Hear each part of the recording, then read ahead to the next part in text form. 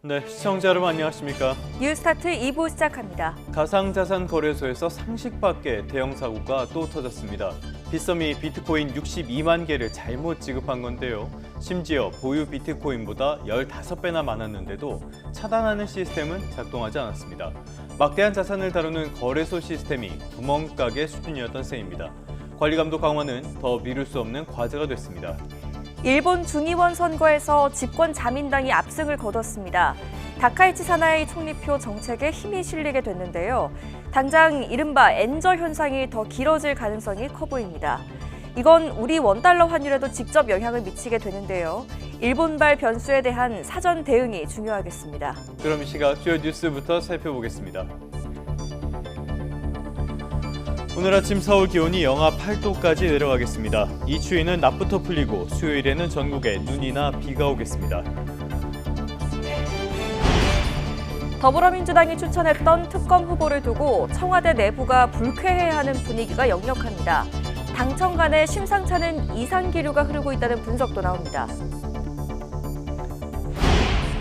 일본 집권 자민당이 어제 치러진 중의원 선거에서 역사적인 대승을 거뒀습니다. 일본 언론은 단일 정당이 중의원에서 3분의 2 이상 의석을 차지한 건 전후 처음이라고 전했습니다. 밤사이 전국 곳곳에서 교통사고가 잇따랐습니다.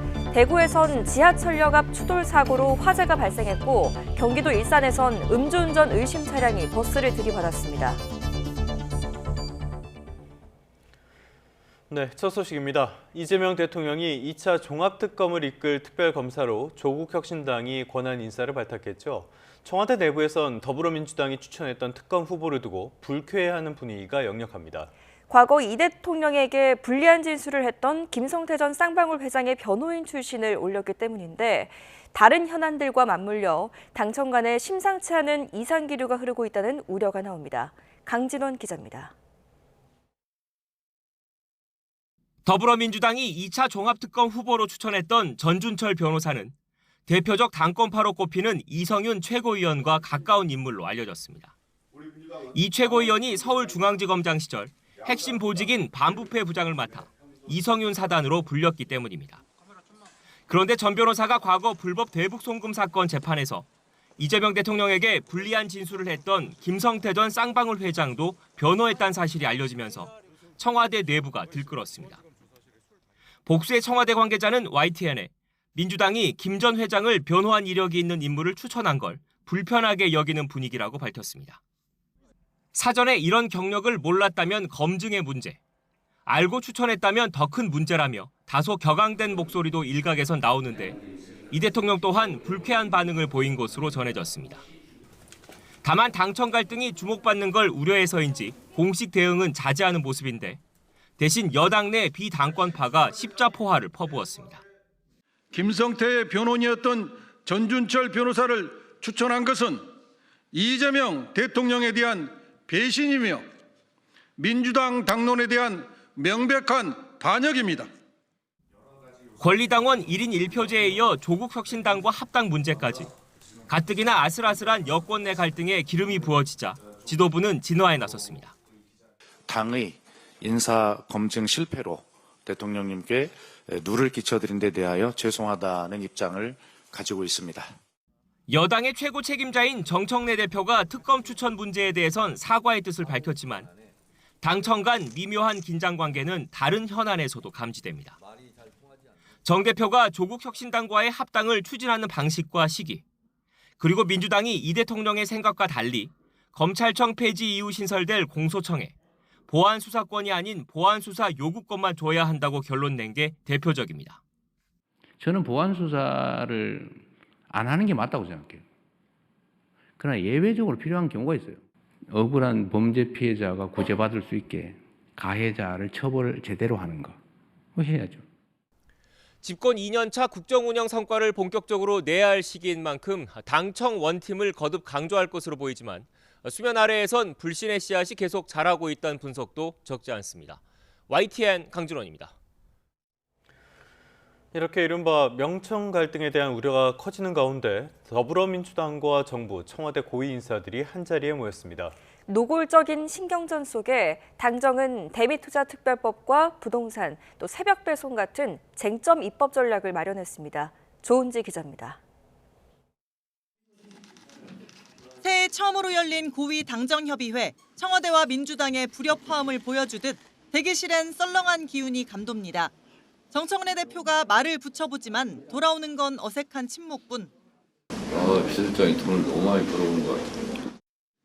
한박 웃음 지으며 단체 사진을 찍었지만 회의장에서도 이례적인 모습은 이어졌습니다. 먼저 마이크를 잡은 정청래 대표는 당정청 원팀 정신을 강조했습니다. 우리가 차돌처럼 뭉쳐 대한민국 정상화를 이뤄냈듯 올해도 변함없이 찰떡공제로 이재명 정부의 성공을 위해 매진합시다. 하지만 김민석 국무총리는 국정 성과를 내는 데 집중할 시간이다. 당과 정부 모두 긴장하고 대통령의 국정 운영을 뒷받침해야 한다고 일종의 군기 잡기에 나섰습니다. 이어 강훈식 대통령 비서실장까지 둘은 약속한 듯 굳은 표정으로 국회의 입법 속도가 늦다고 질타했습니다. 국회의 입법 속도전이 필요합니다.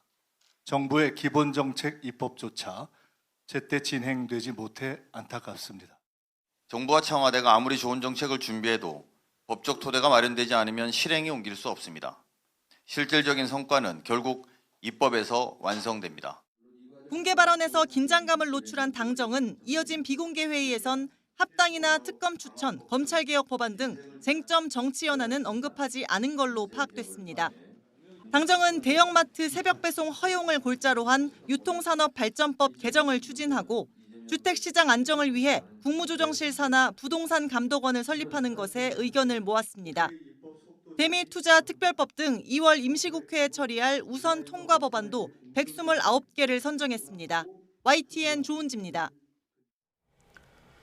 정청래 대표의 리더십 문제는 조국혁신당과의 합당 문제에서도 불거지고 있습니다. 조국혁신당 조국 대표는 설 연휴가 시작되는 13일 전에 합당과 관련한 더불어민주당 입장을 결정해달라면서 그때까지 답변이 없으면 합당이 없는 것으로 하겠다고 선언했습니다.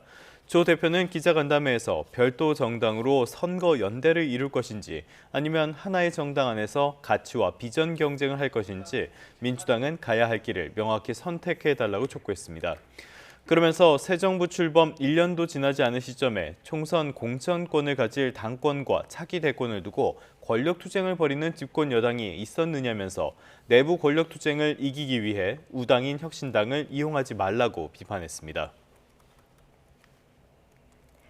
더불어민주당은 오는 10일 예정된 의원총회에서 의견을 수렴한 뒤 최종 입장을 정하기로 했습니다. 박수현 수석대변인은 어제 저녁 비공개 최고위원 회의를 마친 뒤 기자들을 만나 지도부는 의총에서 의원들의 의견을 충분히 듣고 정리하기로 했다고 밝혔습니다. 그러면서 의총에서 찬반을 정하는 건 아니고 의견을 전체적으로 종합해서 지도부가 모여 전당원 여론조사 등을 포함한 최종 입장을 정리하기로 했다고 설명했습니다.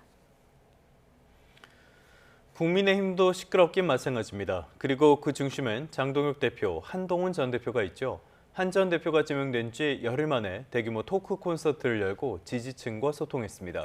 징계의 부당성을 설파하고 당의 극단적 우경화도 비판했는데 장동혁 지도부는 일단 무대응 기조입니다. 박정현 기자입니다.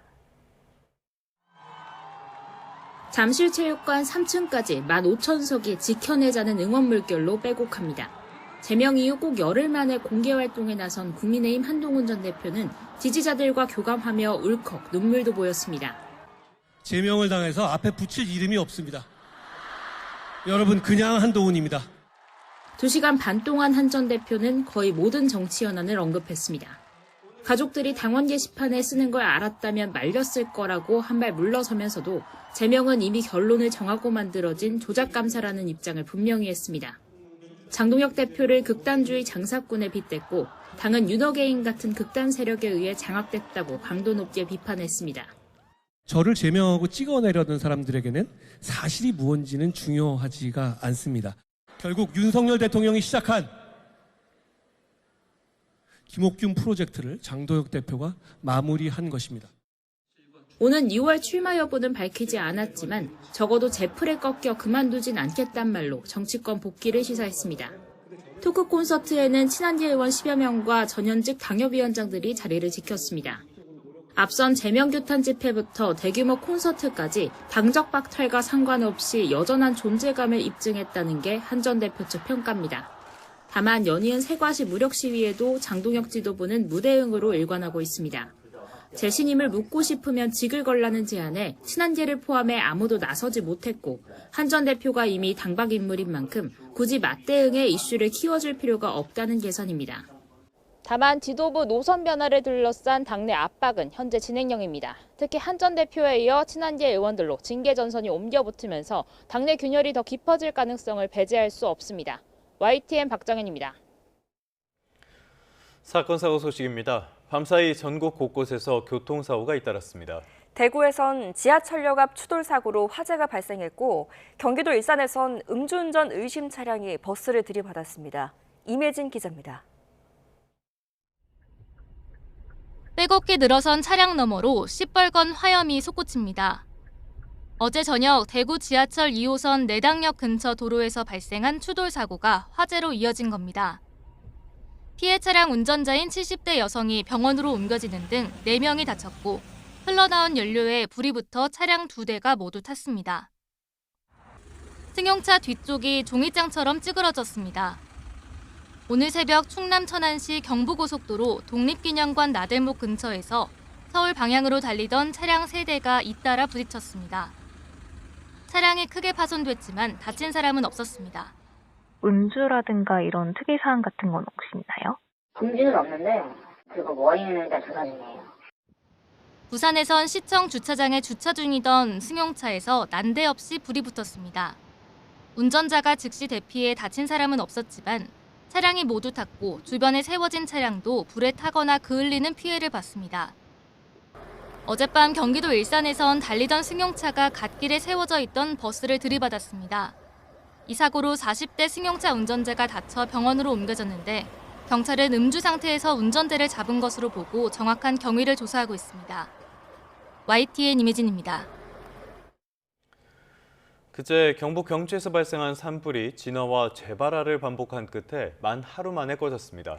강한 바람과 건조한 날씨, 산등성이에 설치된 송전탑 탓에 당국이 불길을 잡는 데 애를 먹었습니다. 임형준 기자입니다. 산등성이 여기저기서 희뿌연 연기가 피어오릅니다. 일대는 잿빛 연기로 뒤덮였습니다. 진화 헬기는 산 곳곳에 쉴 새 없이 물을 뿌립니다. 2월의 첫 주말 밤 경북 경주시 문무대항면에서 산불이 났습니다. 산불 1단계를 발령한 산림청이 장비와 인력을 투입해 진화 작업을 벌였지만 강한 바람과 건조한 날씨, 여기에 송전탑 등 현장 시설물로 인해 어려움을 겪었습니다. 소방청도 한때 국가소방동원령을 발령하고 대구 등 5개 지역 소방력을 동원했습니다. 갑작스러운 산불에 한때 주민 수십 명이 안전한 곳으로 대피하기도 했습니다. 이제 갑자기 이렇게 불이 나니까 걱정 엄청나게 됐죠. 저도 집을 지은 지 이제 얼마 안 됐는데 또 전소될까 봐 또 그런 걱정 들고. 신라 천년의 역사를 간직한 지역인 만큼 국가유산 피해가 우려됐는데 현재까지 피해는 없는 것으로 확인됐습니다. 인근엔 한국수력원자력 본사와 월성원자력 본부도 있는데 한수원 측은 산불 피해는 없다고 밝혔습니다. 먼저 발생한 경주 양남면 산불과 인근 포항 죽정면 산불은 주불이 잡히고 잔불 정리 단계, 문무대항면 산불 역시 진화 대원들이 악전 고투를 벌인 끝에 가까스로 진화했습니다. YTN 임영준입니다. 빗썸의 비트코인 오지급 사태의 파장이 커지고 있습니다. 빗썸은 급락한 가격에 비트코인을 판 고객들에게 손실 금액의 110%를 현금으로 지급한다는 보상안을 내놨습니다. 당사자들은 비트코인으로 돌려달라며 반발하고 있습니다. 박기환 기자가 보도합니다. 지난 6일 저녁 7시 반쯤 빗썸에서 비트코인은 순식간에 17% 넘게 폭락했습니다. 직원의 실수로 존재하지도 않는 비트코인 62만 개가 시중에 풀린 결과였습니다. 빗썸은 99% 이상을 회수했다고 밝혔지만 문제는 비트코인 시세 급락에 자동으로 작동한 예약 매도 주문입니다. 빗썸은 패닉셀로 손해를 본 고객들에게 매도 차익 전액과 추가 10%, 즉 110%를 보상하고 당시 접속한 모든 고객에게 2만 원을 지급한다는 방침을 내놨습니다. 또 일주일 동안 모든 종목 거래 수수료도 면제키로 했습니다. 하지만 투자자 사이에서는 시세 왜곡으로 보유자의 의지와 상관없이 팔린 만큼 현금이 아닌 비트코인 수량 그대로 돌려달라는 반발이 터져나왔습니다. 반대로 폭락장에서 최저가의 코인을 산 이들도 불안하기는 마찬가지입니다. 이미 20% 가까운 차익을 봤는데 거래소가 보상 재원을 마련하기 위해 거래를 취소하거나 이득을 회수할까 전전긍긍하고 있습니다. 사태의 원흉인 거래소의 장부 거래 관행에 대한 비판도 거셉니다. 빗썸의 비트코인 보유량은 5만 개 정도인데 실수로 뿌려진 건 무려 12배가 넘는 62만 개. 얼마든 코인을 찍어내고 시세 조작에 활용할 수 있었던 것 아니냐는 의혹이 제기되고 있습니다. 시세 조정이라든가 여러 가지 유동성 공급이라는 명목으로 이루어질 수 있다면 생각하지 못할 정도로 허술하게 운행되고 있었다라는 얘기이기 때문에 당장 내 가상자산이 언제든 가짜 숫자가 될 수 있다는 사실을 확인한 투자자들의 신뢰는 이미 바닥을 치고 있습니다. YTN 박견입니다. 네, 다음 소식입니다. 김건희 씨의 집사로 알려진 김예성 씨가 회사 돈을 횡령한 혐의로 기소된 사건의 1심 선고가 오늘 나옵니다. 서울중앙지방법원은 오늘 오후 특정경제범죄법상 횡령 혐의로 재판에 넘겨진 김 씨의 선고 공판을 진행합니다. 앞서 김건희 특검은 지난 결심 공판에서 김 씨에게 징역 8년과 추징금 4억 3천여만 원을 구형했습니다. 김 씨는 조영탁 IMS 모빌리티 대표와 함께 회사 돈 24억 3천만 원을 횡령한 혐의로 지난해 8월 구속 기소됐습니다. 12.3 내란 당시에 언론사 단전 단수 지시를 내린 혐의를 받는 이상민 전 행정안전부 장관의 1심 결과가 이번 주에 나옵니다. 이준엽 기자입니다. 오늘 12일 2심 선고를 앞둔 이상민 전 행정안전부 장관은 내란 중요 임무 종사, 직권남용 권리행사 방해, 위증 혐의를 받습니다. 12.3 비상계엄 당일 윤석열 전 대통령 지시로 허석곤 전 소방청장에게 전화해 한겨레신문과 경향신문, MBC, JTBC, 여론조사 꽃에 대한 단전 단수를 지시했다는 의혹과 헌법재판소 탄핵 심판에서 위증하고 계엄 선포를 막지 않았다는 내용입니다. 이 전 장관은 지난달 결심 최후 진술에서 장관으로 유종의 미를 거두지 못해 송구하다면서도 계엄은 몰랐고 자신이 법정에 선 게 믿을 수 없다며 혐의를 부인했습니다. 전후사정도 모르고 있던 제가 사전 모의나 공모도 한 적도 없이 불과 몇 분 만에 그것도 즉석에서 즉흥적으로 어떻게 내란에 가담하고 중요 임무 역할을 맡았다는 것인지. 그러나 특검은 언론사 통제가 장기 집권을 위한 조치였다고 평가하며 판사 출신인 이 전 장관이 비상계엄의 위법성을 인식했을 텐데도 헌정 파괴 범죄에 가담해 죄책이 무겁다며 징역 15년을 구형했습니다. 개헌과 장기 집권을 위한 언론 장악과 통제는 비상계엄의 성공 후에 자신과 쿠데타 세력의 안전을 보장받는 생존의 문제였던 것입니다. 이 전 장관의 선고는 12.3 비상계엄의 내란 재판으로는 두 번째입니다.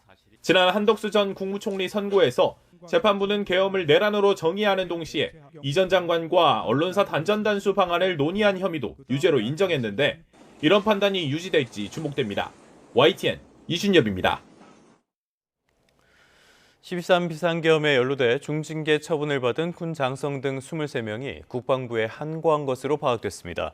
내란 중요 임무 종사 혐의를 받는 여인영 전 국군 방첩사령관과 이진호 전 수도방위사령관, 문상호 전 정보사령관이 모두 파면 처분에 불복해 항고했습니다.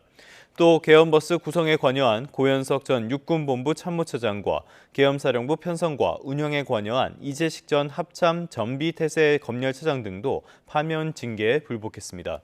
항고한 23명을 제외한 나머지 8명 가운데 7명은 지난 3일까지 항고 여부를 결정하지 않았고 곽종근 전 특수전사령관은 항고를 포기했습니다.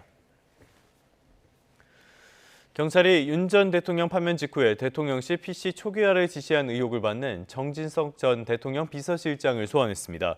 경찰청 특별수사본부는 어제 오전 공용 전자기록 손상, 대통령 기록물 관리법 위반, 직권 남용 등 혐의의 피의자 신분으로 정 전 실장을 불러 조사했습니다. 정 전 실장은 윤재순 전 대통령실 총무비서관과 함께 대통령실 PC 천여 대를 초기화하도록 지시해 12.3 비상계엄 관련 증거를 인멸하려고 한 혐의를 받고 있습니다. 네, 계속해서 2월 9일 월요일 오늘의 주요 일정 살펴보겠습니다. 국회가 오늘부터 사흘 동안 이재명 정부 집권 2년차 첫 번째 대정부 질문에 나섭니다. 지방선거가 4개월 앞으로 다가온 만큼 여당은 이재명 정부의 국정 성과를 강조할 계획이지만 야당은 부동산과 한미 관세 문제 등을 고리로 실정을 파고든다는 방침입니다. 조국혁신당 정비위 의혹으로 재판에 넘겨진 김보협 전 수석 대변인이 오늘 첫 재판을 받습니다.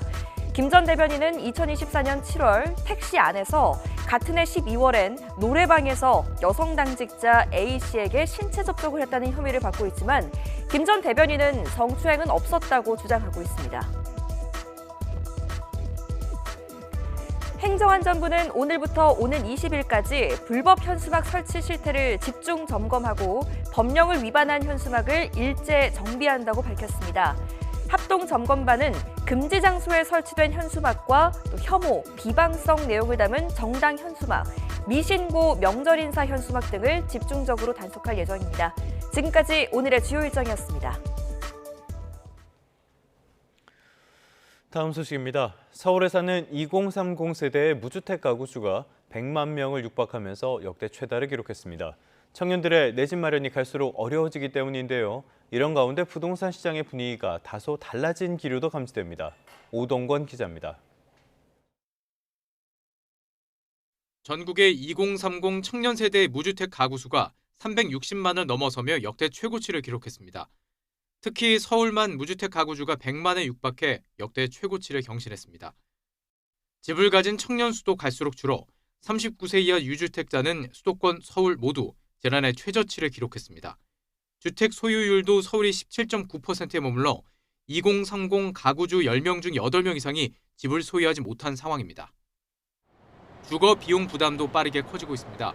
국가데이터처 가계동향 조사에 따르면 지난해 3분기 기준 39세 이하 가구주의 월 평균 월세 지출은 21만 4천 원으로 집계됐습니다. 2019년 통계 개편 이후 최대치였습니다. 청년층의 내 집 마련은 갈수록 어려워지고 월세 부담은 커지는 상황에서 정부는 매물 확대를 위해 다주택자 양도소득세 중과 유예 연장은 없다는 입장을 연일 강조하고 있습니다. 강남권 부동산 시장에서는 변화의 조짐도 감지됩니다. 강남 3구와 강동구가 포함된 서울 동남권의 아파트 매매 수급 지수는 101.9로 지난해 9월 첫째 주 이후 21주 만에 가장 낮은 수준을 기록하며 서울 평균을 밑돌았습니다. 매매 수급 지수는 기준선인 100을 웃돌면 매수자가, 100 아래로 내려가면 매도자가 많다는 뜻입니다.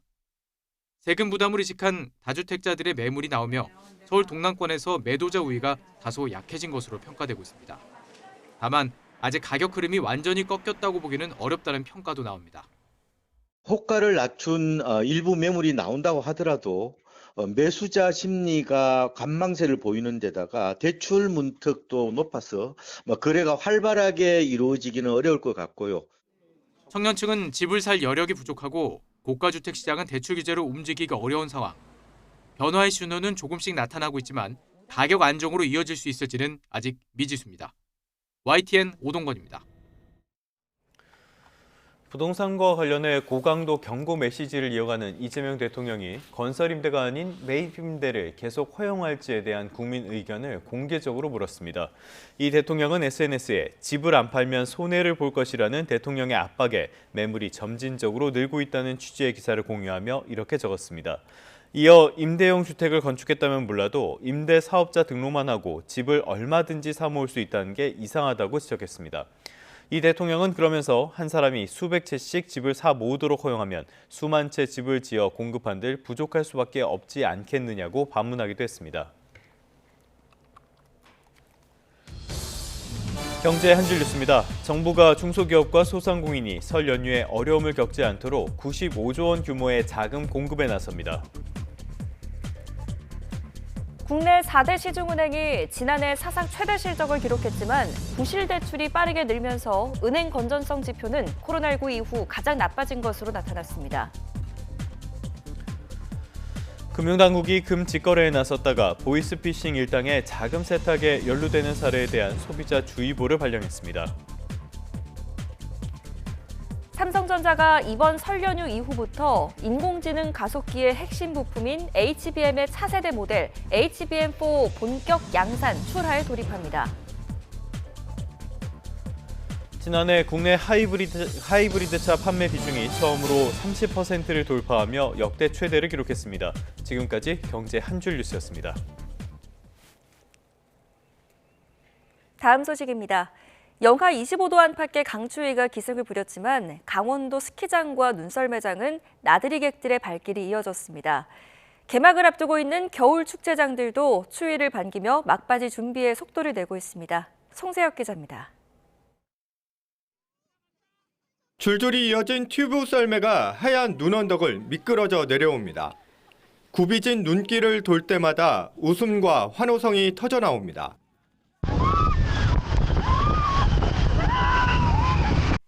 체감 온도는 영하 25도 안팎. 살을 애는 듯한 칼바람에 얼굴은 금세 얼얼해지지만 몇 번이고 다시 언덕을 오릅니다. 장갑도 없이 와서 손이 이렇게 빨갛게 얼 정도로 너무 추운데도 이렇게 내려오니까 너무 짜릿해서 추위도 다 잊고 너무 재밌게 잘 놀았습니다. 인근 스키장 역시 겨울 스포츠를 즐기려는 사람들로 북적입니다. 매서운 추위도 잊은 듯 스키어들은 바람을 가르며 은빛 설원을 내달립니다. 강원 지역 주요 스키장에는 2만 명이 넘는 인파가 몰렸습니다. 내려올 때 많이 춥긴 한데 그래도 타기에 굉장히 재미있는 것 같습니다. 개막을 앞둔 해발 700m 대관령 눈꽃 축제장도 막바지 손님 맞이 준비로 분주합니다. 조각가들이 눈덩이를 깎고 다듬자 거대한 눈 조각들이 하나둘 모습을 드러냅니다. 이틀 동안 한파가 지금 계속 지속이 되고 있습니다. 그래서 저희들 공정하는데 지금 많은 도움이 되고 있습니다. 한낮에도 영하권에 머무는 강력한 한파가 연일 이어졌지만 겨울 관광지는 활기로 가득 찼습니다. YTN 송세혁입니다. 주말 사이 호남 서해안을 중심으로 많은 눈이 내렸습니다. 폭설에 강풍까지 덮친 제주공항은 한동안 활주로가 폐쇄되면서 여객기 결항이 잇따랐고요. 기상 악화에 섬으로 가는 여객선과 도로 통제도 이어졌습니다. 나현호 기자입니다. 눈 덮인 제주공항 활주로 위에 여객기 대신 제설 차량이 나타났습니다. 여러 대가 쉴 새 없이 내달리며 밤새 쏟아진 눈을 치웁니다. 폭설과 강풍으로 활주로 운영이 중단되면서 공항은 발이 묶인 승객으로 발 디딜 틈이 없습니다. 계속된 기상 악화로 운영 중단 시간을 두 차례 연장한 끝에 폐쇄 5시간 만인 오전 11시부터 활주로 운영이 재개됐습니다. 하지만 항공기가 무더기 결항했고 지연 출발 등 여파가 잇따랐습니다. 갑작스러운 기상 상황이 안 좋아져서 지금 비행기가 결항이 돼서 지금 저희가 이제 호텔을 다시 찾아보고 있는 중이고. 아침부터 도로와 아파트 단지마다 제설 작업을 하느라 분주합니다. 넉가래로 눈을 치우고 또 치워보지만 끝이 없습니다. 눈이 좀 순눈이 돼가지고 많이 미끄럽다고 생각이 듭니다. 요만큼 뿌려도 눈이 잘 녹지 않고 날씨도 춥고 그래서 많이 빙판길이 된 것 같아 염려가 많이 된다고 생각이 듭니다. 호남 지역도 서해안을 중심으로 이틀간 많게는 20cm 넘는 눈이 쏟아졌습니다. 바깥에 세워둔 자동차 위로 소복이 쌓인 눈을 치우느라 여념이 없습니다. 밥 먹으려고 나가려고 봤더니 눈이 많이 와가지고 되게 걱정스러운데 집에 가는 길에 안 미끄러지고 조심히 제설 작업 잘 돼가지고 안전운전 했으면 좋겠네요. 무등산과 월출산 등 호남 지역 국립공원 탐방로 출입이 일시 중단됐고 도로 통제도 잇따랐습니다. 서남해안 곳곳에 풍랑특보가 내려지면서 전남 섬을 오가는 34개 항로 여객선 42척 운항이 중단됐습니다. YTN 나연호입니다. 월요일 아침 출근길 찬바람을 막아줄 수 있는 따뜻한 옷차림 하셔야겠습니다. 추위가 절정에 달했던 어제만큼은 아니지만 현재 서울 기온이 영하 10도, 체감온도가 영하 13도 안팎까지 떨어져 있는데요. 하지만 한낮에는 기온이 영상권으로 올라서며 추위가 누그러지겠습니다. 자세한 지역별 기온입니다. 현재 청주 영하 8도, 춘천 영하 12.9도, 대구 영하 5.3도까지 떨어져 있고요. 한낮에는 서울 영상 5도, 대구와 부산 9도까지 올라 예년 기온을 회복하겠습니다. 오늘은 전국이 대체로 맑겠지만 호남과 제주도에서는 빙판길 사고를 조심하셔야겠고요. 또 서울 등 수도권과 동쪽 지방을 중심으로는 건조특보가 지속하겠습니다. 여기에 바람까지 강하게 불어 산불을 더욱 부추기겠습니다. 추가 화재가 발생하지 않도록 불조심하시기 바랍니다. 날씨였습니다. 이 시각 주요 뉴스입니다. 오늘 아침까진 강추위가 이어집니다. 이 추위는 낮부터 풀리고 수요일에는 전국에 눈이나 비가 오겠습니다.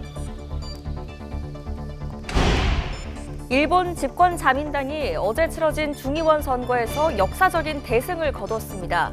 일본 언론은 단일 정당이 중의원에서 3분의 2 이상 의석을 차지한 건 저도 처음이라고 전했습니다. 조국혁신당 조국 대표가 오는 13일까지 합당에 대한 입장을 결정해달라고 더불어민주당에 통보했습니다. 그렇지 않으면 합당은 없는 것으로 하겠다고 최후 통첩을 날렸습니다.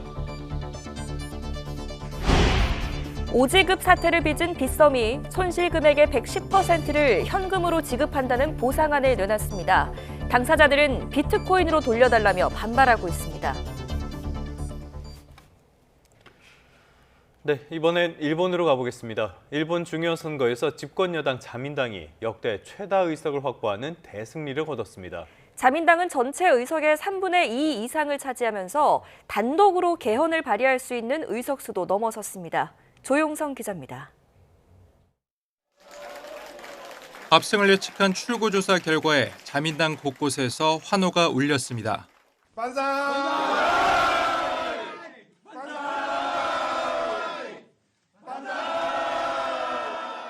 NHK 출구조사에서 집권 자민당은 중의원 의석 465석 가운데 최대 328석까지 확보할 수 있을 것으로 나타났습니다. 실제로 개표 3시간이 채 안 돼 자민당은 단독으로 과반을 훌쩍 넘어서더니 전체 중의원 의석의 3분의 2에 해당하는 310석도 넘어 단독 개헌 발의선까지 확보했습니다. NHK는 단일 정당이 3분의 2 이상 의석을 차지한 것은 전후 처음이라고 전했습니다. 연정 파트너인 일본 유신의 의석수 합치면 340석도 넘습니다. みんなが一丸となって大化なく無事にこの選挙戦を走り切ることができました。もうそのことに対して感謝の気持ちでいっぱいです。 반면 제1야당인 중도개업연합은 기존 167석의 절반도 채 확보하지 못해 참패가 확정적입니다. 역사적인 대승을 거둔 다카이치 정권은 보수 색채가 짙은 각종 정책을 강력히 밀어붙일 것으로 보입니다. 특히 방위력 강화를 위한 3대 안보문서 조기 개정, 방위장비 수출 규제 완화, 자위대의 헌법 명기 등이 큰 힘을 받을 것으로 예상됩니다. 다만 여권이 개헌선을 확보해도 개헌안 발의를 위해서는 참의원에서도 3분의 2가 찬성해야 합니다. 참의원에서는 자민당과 유신의 의석수가 과반이 안 되는 만큼 당장 개헌을 추진하긴 어렵습니다. 압승을 거둔 다카이치 총리는 오는 18일 예상되는 특별국회에서 무난히 총리로 재선출돼 새 내각을 출범하게 됩니다. 우리 정부로서는 다카이치 내각이 선거 이후 역사 문제 등을 둘러싸고 강경한 자세를 보일 가능성에도 촉각을 곤두세울 수밖에 없어 보입니다. YTN 조용성입니다. 다카이치 사나의 일본 총리는 집권 자민당의 압승이 확실해진 상황에서 태평양 전쟁 A급 전범이 합사된 야스쿠니 신사 참배와 관련해 환경을 정비하기 위해 노력하고 있다고 말했습니다. 다카이치 총리는 후지TV에 출연해 우선 동맹국과 주변 국가들의 제대로 이해를 얻어야 한다면서 이같이 말했습니다. 다만 환경 정비가 어떤 의미인지에 대해서는 구체적으로 언급하지 않았습니다. 이런 자민당의 압승은 다카이치 총리의 높은 인기가 이뤄낸 결과라는 분석이 나옵니다. 강한 일본을 만들겠다는 특유의 명료한 메시지도 유권자들의 기대를 끌어올렸습니다. 박영진 기자입니다. 다카이치 총리의 유세 현장에는 마치 아이돌 가수 콘서트처럼 많은 사람이 몰렸고 강하고 풍요로운 일본을 만들겠다는 다카이치 총리 특유의 간결하고 명료한 호소는 유권자들에게 통했습니다. 日本列島を強く豊かに高市早苗でございます. 자민당이 유튜브 계정에 올린 다카이치 총리의 메시지 영상도 조회수 1억 5천만 회를 넘겼습니다. 정치인 영상으로는 이례적인 기록입니다. 과거 파벌에 소속된 총리들과는 다른 첫 여성 총리가 개혁을 통해 변화를 가져올 거라는 기대감이 높아졌습니다. 高市さんが今まで見てきた政治とはちょっと違う雰囲気を出してくれているので、そこにちょっと期待して。日本初の女性総理で、なおかつリーダーシップのある 요미우리 신문은 자민당이 혼전 지역구에서 다카이치 인기를 활용하는 전략으로 덕을 봤다고 해설했습니다. 자민당 관계자도 이번 선거는 완전히 다카이치 총리의 인기에 의존하는 선거라고 밝히기도 했습니다. 다카이치 총리 역시 민감한 정책 논쟁 대신 희망적인 메시지를 내는 데 집중하며 자신의 인기를 적극 활용했습니다. 결국 다카이치 열풍에 힘입어 일본 중의원은 다시 자민당 1강 체제로 돌아가게 됐습니다. YTN 박영진입니다. 일본 총선에서 집권 자민당이 압승을 거두면서 미일 공조가 한층 강화될 것으로 보입니다. 스콧 베센트 미국 재무장관은 일본이 미국을 아시아에서 강하게 만들 것이라고 말했습니다. 워싱턴 홍상희 특파원입니다. 선거에서 압승한 다카이치 사나의 일본 총리는 가장 먼저 트럼프 대통령에게 감사의 인사를 했습니다. SNS에 올린 글에서 다카이치 총리는 미일 동맹의 잠재력은 무한대라며 양국과 세계의 평화와 번영을 위해 함께 노력하자고 말했습니다. 총선 직전 자신을 전폭 지지한다고 밝힌 트럼프 대통령의 글도 함께 실었습니다. 다카이치 총리의 승리에 대해 스콧 베선트 미 재무장관은 일본이 강하면 아시아에서 미국도 강해진다며 기대감을 드러냈습니다. President Trump endorsed her last week. She is a great ally, great relationship with the president. And when Japan is strong, the U.S. is strong in Asia. 지난해 10월 취임 이후 다카이치 내각은 미일 무역 협상에서 합의한 5,500억 달러 규모의 대미 투자를 이행하며 미일 동맹 강화를 추진해왔습니다. 日本とアメリカをより強く豊かにするために日米同盟の新たな黄金時代をトランプ大統領とともに作り上げていきたいと願っております。ありがとう。 또 방위비를 국내 총생산 대비 2%로 증액하겠다는 계획을 앞당겨 다음 달부터 실행하고 중국을 억제하는 데 동맹이 기여하는 트럼프 대통령의 인도태평양 구상에 협력하는 등 양국의 안보 공조가 더욱 강화할 전망입니다. 특히 자민당이 전체 중의원 의석의 3분의 2 이상을 확보하면서 다음 달 19일 백악관에서 열릴 미일 정상회담에서 트럼프 대통령이 다카이치 총리의 개헌을 통한 보통 국가화에 지지를 표명할지 관심이 쏠리고 있습니다. 워싱턴에서 YTN 홍상입니다. 네, 이번엔 여권의 공천원금 의혹 짚어보겠습니다. 검찰이 강선 의원과 김경전 시의원에 대한 구속영장 청구를 두고 법리를 검토하고 있습니다. 검찰이 영장을 청구하더라도 현역 국회의원인 강 의원은 불체포 특권이 있어서 국회 표결을 거쳐야 하는 만큼 영장 발부 여부가 결정되기까지는 시간이 걸릴 것으로 보입니다. 윤태인 기자입니다. 지난 2022년 지방선거를 앞두고 강선 의원이 김경 전 서울시의원에게 공천원금 1억 원을 받았다는 의혹과 관련해 경찰은 두 사람을 여러 차례 소환하며 수사를 이어왔습니다. 제가 지금 할 수 있는 것은 조사에 성실히 임하는 것뿐이라 생각합니다. 죄송합니다. 심려를 끼쳐드린 점 다시 한번 죄송합니다.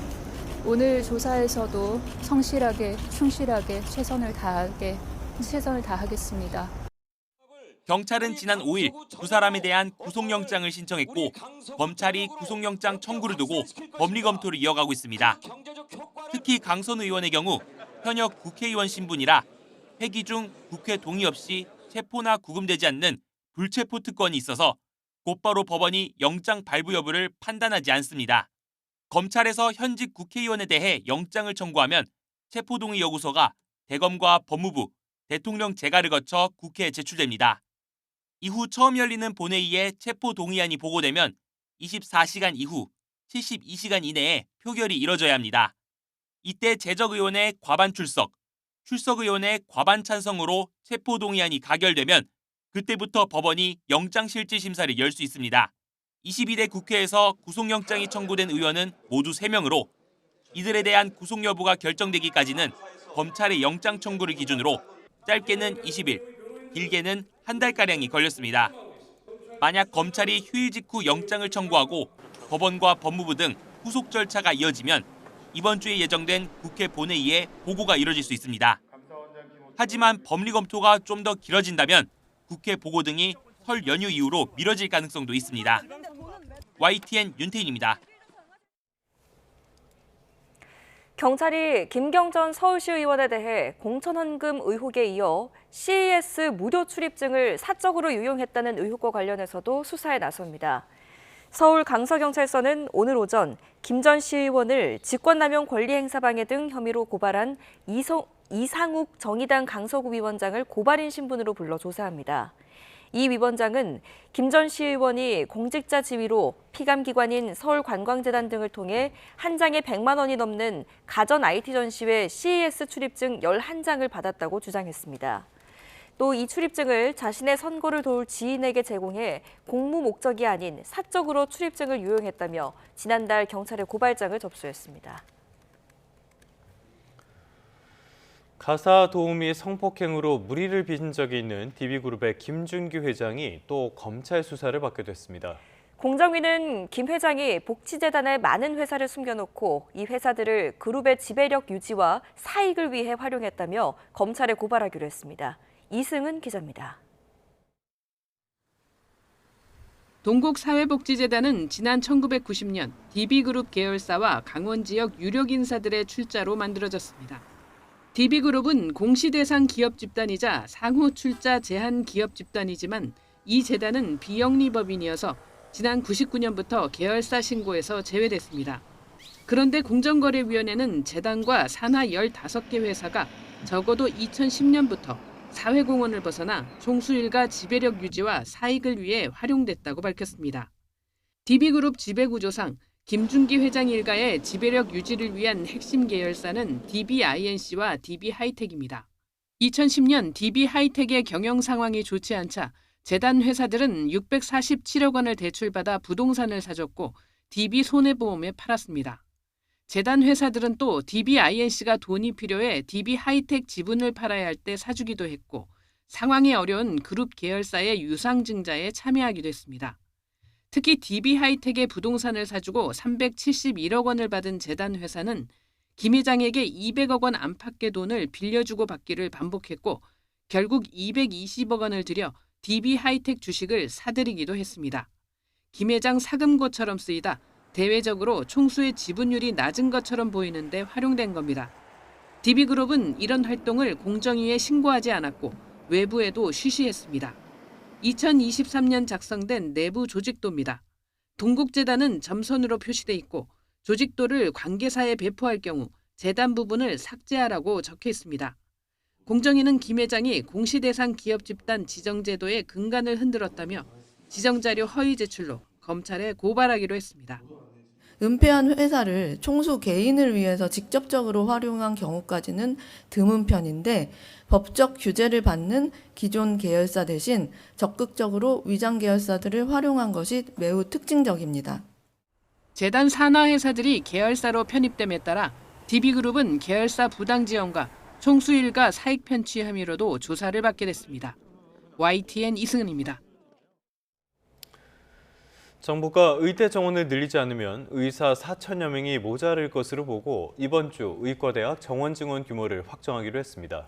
의료계 반발이 이어지고 있지만 설 연휴 전 표결을 거쳐서라도 결론을 내겠다는 방침입니다. 최기성 기자입니다. 보건복지부는 지난 6일 보건의료정책심의위원회를 열어 오는 2037년 부족할 것으로 예상되는 의사 수를 4,262명에서 4,800명으로 설정했습니다. 대한의사협회 회장을 뺀 모든 위원이 찬성했습니다.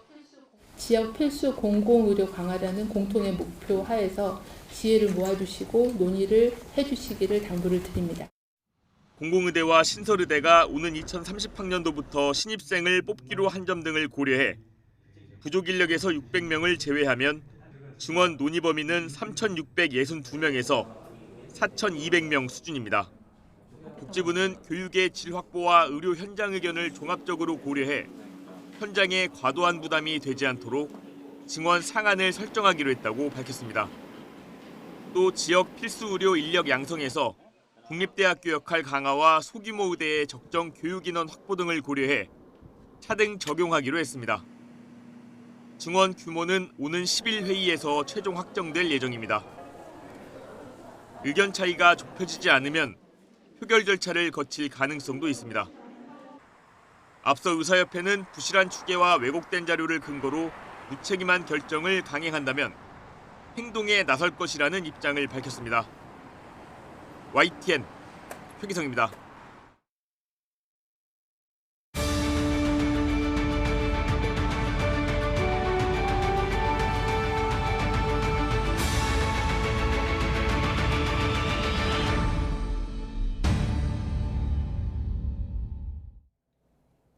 스포츠 뉴스입니다. 한국 스노보드 맏형 김상겸이 4번째 올림픽 도전 끝에 깜짝 은메달을 따내 이번 동계올림픽에서 한국의 첫 메달 주인공이 됐습니다.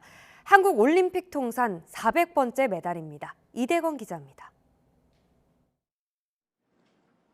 배추보이 이상호에 가려져 기대를 받지 못했던 스노보드 베테랑 김상겸. 그의 레이스는 운이 따른 한편의 드라마였습니다. 16강에서 상대 선수가 넘어졌고 8강에서도 백전노장 롤란드 피슈날러가 레이스를 제대로 마치지 못해 운 좋게 준결승에 올랐습니다. 준결승에서도 0.23초 차 승리를 거두며 이상호 이후 8년 만에 올림픽 결승 진출에 성공했습니다. 결승에서 디펜딩 챔피언 베냐민 카를에게 0.19초 차로 져 결국 값진 은메달을 목에 걸었습니다. 37살인 김상겸은 메달권 밖이었던 소치와 평창, 베이징 대회에 이은 4번째 출전 올림픽에서 최대 성과를 일궈냈습니다. 이번 동계올림픽에서 나온 한국 선수단의 첫 메달입니다. 우리나라의 통산 400번째 메달 주인공도 됐습니다. 배추보이 이상호는 많이 아쉬웠습니다. 이번 올림픽 직전 월드컵에서 우승하며 메달 획득 가능성을 키웠는데 16강에서 탈락했습니다. YTN 이더원입니다. 이번 밀라노 코르티나 단페초 동계올림픽에서 우리 선수단의 메달 레이스를 이끌 종목은 역시 쇼트트랙입니다. 김길리와 임종원 등 신예들의 활약이 기대되는데요. 역시 올림픽 무대에선 경험이 많은 맏언니 최민정의 존재가 든든합니다. 밀라노 현지에서 허재원 기자가 보도합니다. 세계 최강 우리나라 쇼트트랙 대표팀은 지난달 30일 일찌감치 밀라노 현지에 도착해 적응 훈련을 하고 있습니다. 쇼트트랙 첫 메달이 나올 혼성계주를 하루 앞두고 최민정을 비롯한 우리 대표팀은 스타트 훈련에 집중했습니다. 하루밖에 안 남았다는 게 믿기지가 않는데 그래도 선수들 정말 열심히 준비해서 혼성계주 때 좀 좋은 모습 보여드리려고 준비 열심히 하고 있어서 많은 응원이랑 관심 가져주셨으면 좋겠습니다. 이번 올림픽에선 링크를 공유하는 피겨스케이팅과 쇼트트랙이 같은 기간 번갈아 열리는 게 특징입니다. 일정은 길어지고 얼음판 상태도 달라질 수 있어서 이에 적응하는 게 더욱 중요해졌습니다. 어느 날은 오전에 하고 어느 날은 또 밤에 하는 약간 그렇기도 하고 이제 격일로 계속 하다 보니까 아마 좀 체력적으로 조금 좀 컨디션 조절을 잘 해야 될 것 같은 부분들이 있어서 벌써 2번의 올림픽에서 금메달 3개와 은메달 2개를 목에 건 최민정은 색깔에 상관없이 메달 2개를 추가하면 한국 선수 최다 메달 신기록의 주인공이 됩니다. 엄마가 이제 저한테 이제 편지를 써준 것도 있긴 한데 뭐 저도 그렇고 뭐 주변 사람들도 그렇고 좀 웃으면서 끝낼 수 있는 올림픽이 되고 싶습니다. 미국의 스포츠 전문 매체가 우리 쇼트트랙 대표팀이 금메달 3개와 은메달 2개, 동메달 1개를 따낼 것으로 예상한 가운데 종합순위 톱10 달성에 키를 쥐고 있는 쇼트트랙 대표팀은 화요일 밤 혼성계주를 시작으로 메달 사냥에 나섭니다. 밀라노에서 YTN 허재원입니다. 네, 다음 소식입니다. 지난주 뉴욕 다우존스 지수는 사상 처음으로 5만 선을 돌파했습니다. 그동안 인공지능에 너무 편중돼 있다는 우려가 있었는데 이른바 순환매가 제대로 시작됐다는 분석도 나옵니다. 뉴욕에서 이승윤 특파원입니다. 미국을 대표하는 테마파크인 플로리다주 올랜도의 디즈니월드. 유령의 저택은 워낙 인기가 좋아 오는 7월부터 결혼식장으로도 운영해 수익을 더 높일 계획입니다. 테마파크의 인기에 힘입어 월트 디즈니 컴퍼니는 지난 분기 매출이 1년 전보다 5% 늘었고 예상치도 웃도는 260억 달러의 호실적을 올렸습니다.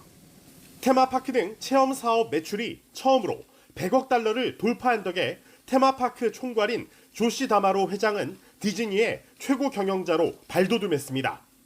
디즈니를 비롯한 30개 우량주로 구성된 다우존스 30 산업평균 지수는 10개월 연속 강세를 이어온 끝에 사상 처음으로 5만 선을 넘었습니다. AI 거품론과 고점 부담이 확산하자 좋은 실적을 올린 우량주와 경기 순환주로도 자금이 유입되며 투자의 온기가 전파됐다는 의미입니다.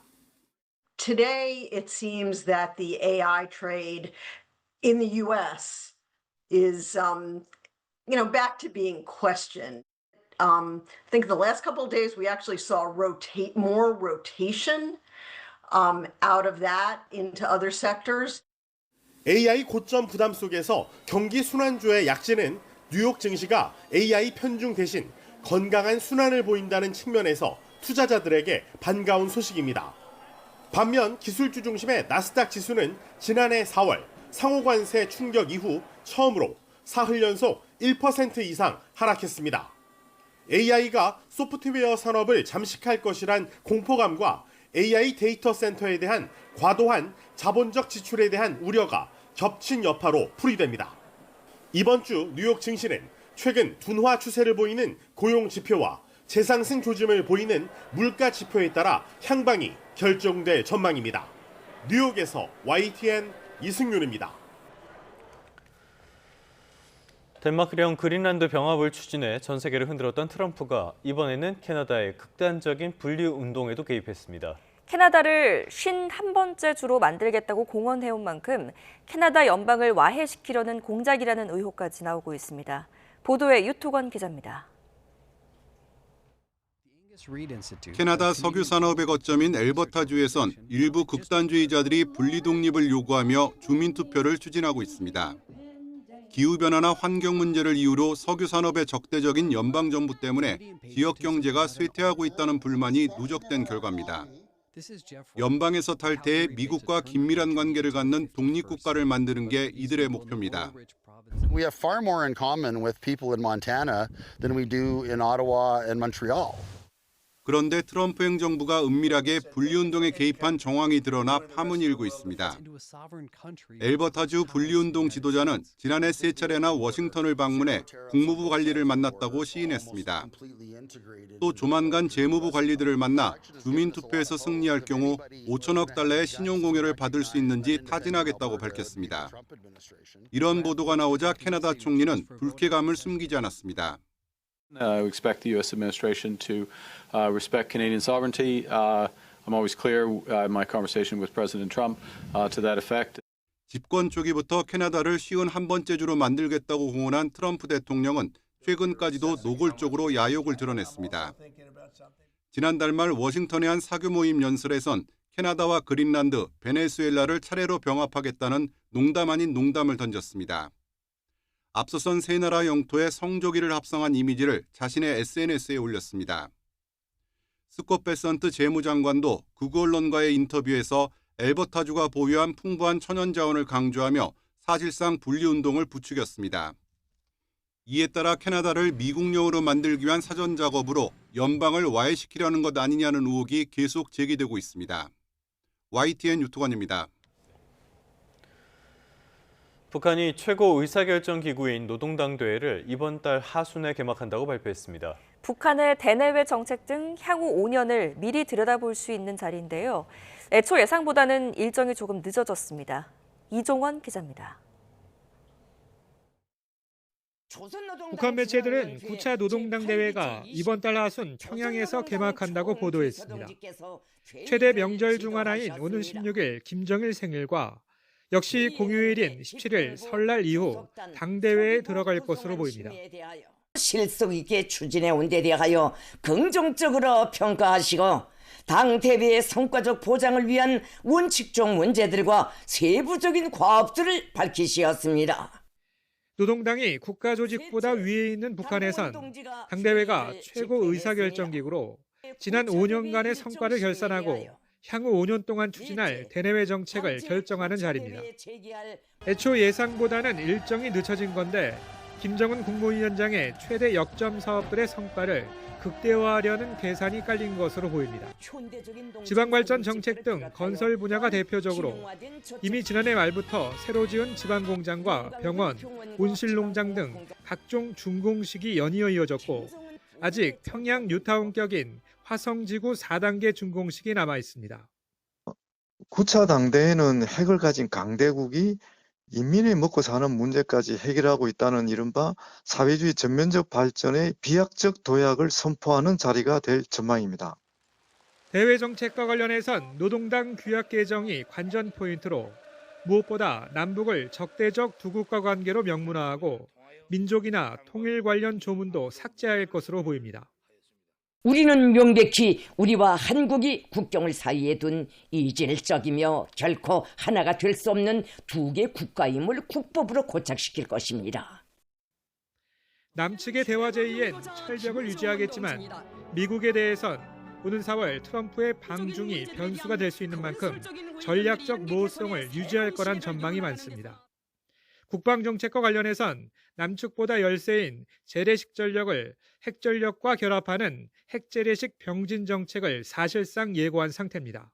YTN 이정원입니다.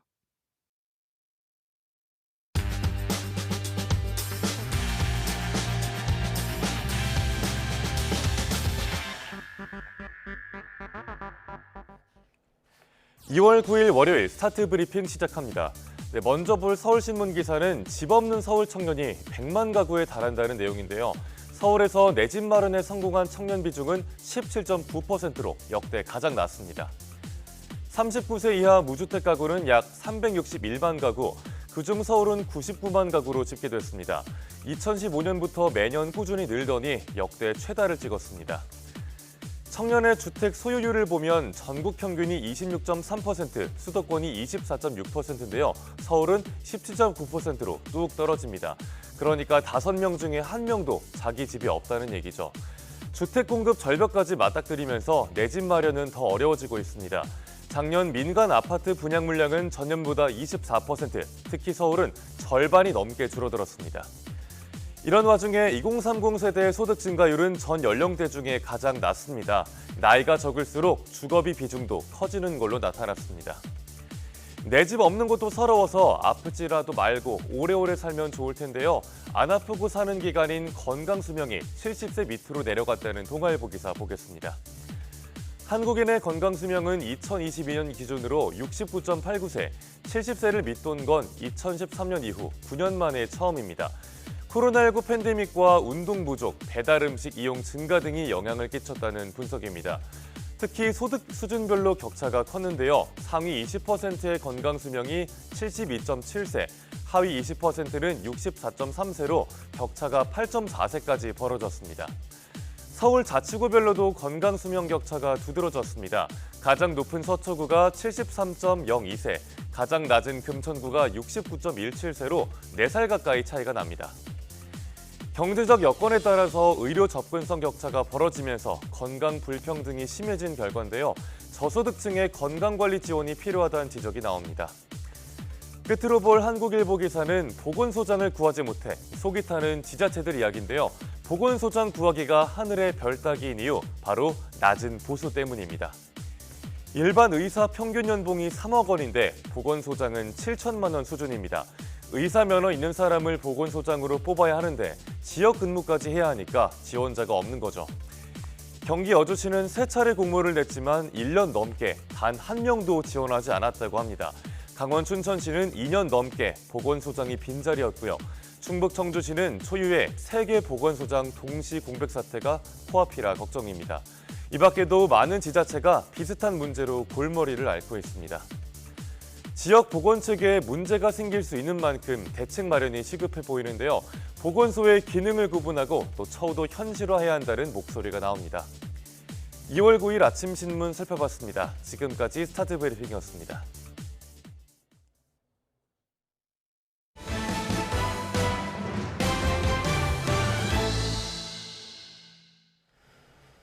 네, 다음 소식입니다. 5,900억 원 규모의 불법 도박 사이트 여러 개를 운영하면서 범죄 수익을 축적해온 일당의 총책이 검거됐습니다. 경찰 수사 초기 공범들을 버리고 홀로 해외로 도피했다가 3년 만에 국내로 송환됐습니다. 송재인 기자가 취재했습니다. 30대 남성이 공항에서 두 손이 묶인 채 경찰의 체포영장 집행고지를 듣고 있습니다. 지난 2023년 경찰 수사가 시작되자 해외로 도피했던 불법 도박 사이트 운영 총책입니다. 이 일당이 4년 동안 운영한 도박 사이트만 7개, 회원들에게 쿠폰을 뿌려가며 적극적으로 관리한 끝에 도박 자금 총 5,900억 원을 받아냈습니다. 경찰 수사망을 피하기 위해 수익금은 최대한 계좌를 거치지 않고 현금 따발로 보관해왔습니다. 그러다 2023년 경찰에 꼬리가 잡혔는데 차례로 붙잡힌 공범들과 달리 총책 A씨는 일찍이 해외로 달아나면서 인터폴 적색 수배가 내려졌습니다. 그러던 중 태국에서 불법 체류 혐의로 검거되면서 결국 도주 3년 만에 국내로 송환됐습니다. 앞으로도 사이버 도박 사범들에 대한 첩보 수집을 강화하고 해외 도피 사범들에 대해서도 추적을 계속하여 엄정 대응할 방침입니다. 총책 A씨까지 검찰에 넘기면서 경찰 수사는 43명을 검거한 끝에 마무리됐습니다. A씨와 같은 혐의로 먼저 구속 기소된 핵심 공범들은 모두 법원에서 실형이 확정됐습니다. YTN 송재인입니다. 설 연휴가 다가오면서 정부가 대형마트 등에서 선물 과대 포장을 집중적으로 점검합니다. 기후에너지환경부는 오늘 13일까지 대규모 점포를 돌며 과대 포장 의심 제품을 점검하고 기준 위반 시 300만 원 이하의 과태료를 부과할 예정입니다. 아울러 명절에는 선물 포장재 같은 생활 폐기물 배출이 일시적으로 늘어나는 만큼 원활한 배출과 수거를 위해 생활 폐기물 처리 상황반과 기동 청소반도 운영할 방침입니다.